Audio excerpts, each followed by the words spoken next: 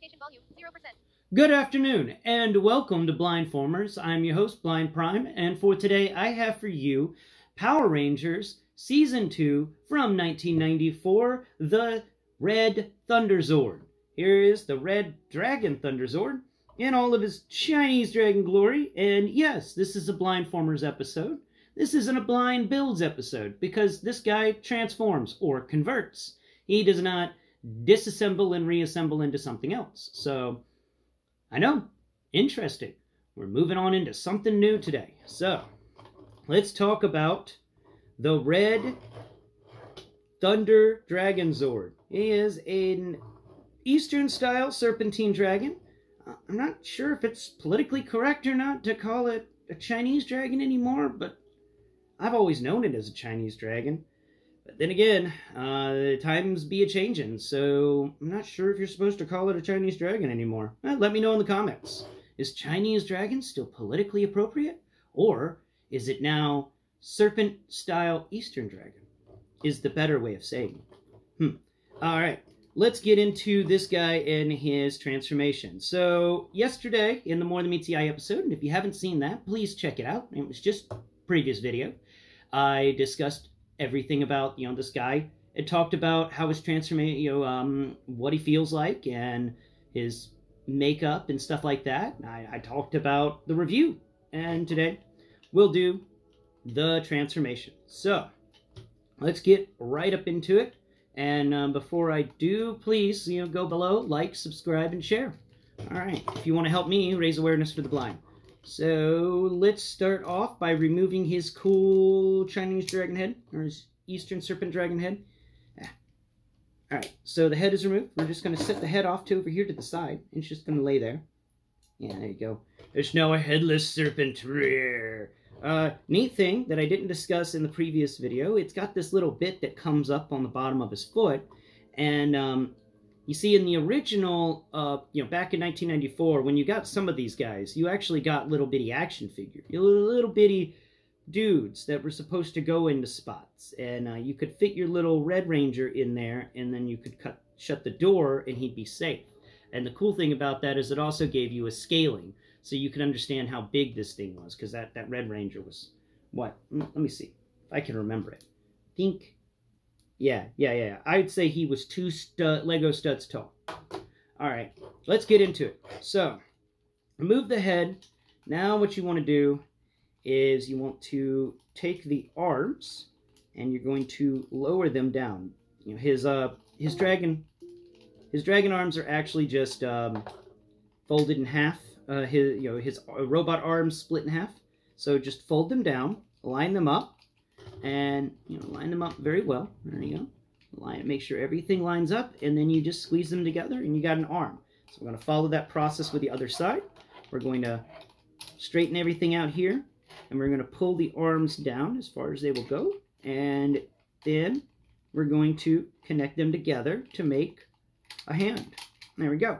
Robot arms are done.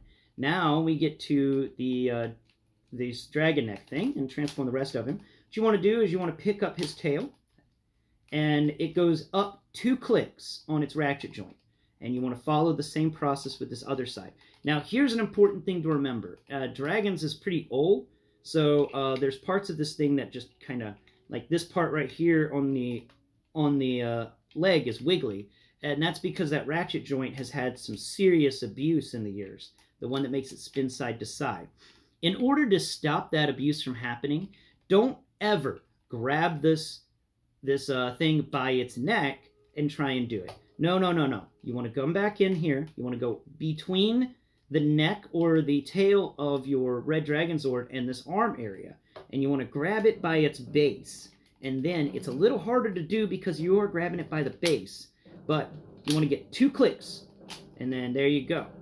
That will keep you from accidentally destroying these legs, because this ratchet joint in the center, this leg right here, due to play and the fact that it's almost, it's over 30 years old now, it's become very floppy, and it actually can be pulled out, and I don't recommend that at all. So I keep it in there nice and safe and secure, and I make sure that you move the ratchet joints by the base not by the legs. Don't make that mistake. You'll break it, and then you'll be sad. So don't be sad. Follow my instructions. All right. Once you've put the legs in, all the way down, you rotate them 90 degrees so that the little plumage down the back, the little scales that went down the back of the neck and the back of the tail, actually go down the front of your Dragon Warrior Zord's legs. And you easy enough to find, go for the knee joint. That way, point it in the direction of the kneecap so that the legs bend backwards. And that knee is really far down on the leg, too. This guy has got some seriously tall thighs. So, once we've done that, we can stand him up straight. We're going to lower both of his arms down. And then you want to come around to the front area and peel up this panel that stretches all the way around the robot. And once that front panel is peeled up, it will fold all the way backwards. And it can actually fold down here across his back to make a very nice, clean backpack. I really appreciate clean backpacks. I like them. I like it whenever somebody can design something that transforms and has a good backpack. Now, once all this is done, we have to go back to the head. Now, the head is the only parts forming aspect of this. So move your eyebrows for your dragon upwards, and then reach behind the dragon's head and pull back the head for the Megazord. Now, this part confused me in the beginning, because I definitely screwed this up the first time I played with it, and I was wondering what was wrong. So, after you've pulled back the head from the dragon head, the robot head from the dragon head, it's going to be a bit floppy. Now, what you want to do is you want to go to the dragon head, and you want to pick up the dragon head's jaw and fold it back as far as it will go, and it will actually hover directly underneath the robot head. It will be parallel to the robot head. And what that will allow you to do is when you slide everything in here, the dragon's lower jaw will actually sit and help stabilize everything about this. So we're just going to bring them in, and now to line it up, there's a little notch on the back of the Dragon Warrior Zord's head, and there's a little spot. If you feel in the top area, there's this big area that has some bars and stuff in it, and it's got little slide over bits. So, little cliff edges that you're supposed to slide things under to hold them into place. So we're just going to set him down in the middle of all that, and then we're just going to slide him backwards. Now this guy does enjoy being a bit troublesome. He enjoys it. I don't know why, but maybe he just doesn't like being transformed. But you just get it right, line everything up, and then you just push it back, and it will lock into place. Now you can lower his eyebrows, or you can throw him over his shoulders like a continental soldier. All right, there we go. We're just going to throw the eyebrows over the shoulders. And the eyebrows are just going to chill. And there we have it. There is your Dragon Warrior Zord. And you can even bring it in and do monkey dance. And he could do the monkey. Or you can move him forward and he can do the chicken. Alright. Well, guys, that is how you transform your red Dragon Zord from the Serpentine Eastern Dragon into the Dragon Warrior Zord. I hope you've enjoyed the show, and please tune in next Prime, where we will be discussing a 1/12 scale diorama object I've managed to get a hold of, and of course go back into Legacy for the final Legacy Transformer that I have at the moment. Well, not final.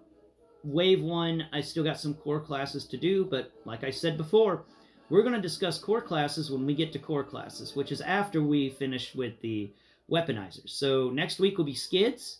He'll be the final Season 1, Wave 1 Legacy figure. And after Skids, we will do Fast Track the weaponizer. And after Fast Track, we're getting into core territory unless there's a new Transformer to upset things. So, tune in then, and look forward to the future. I always do. Until next Prime.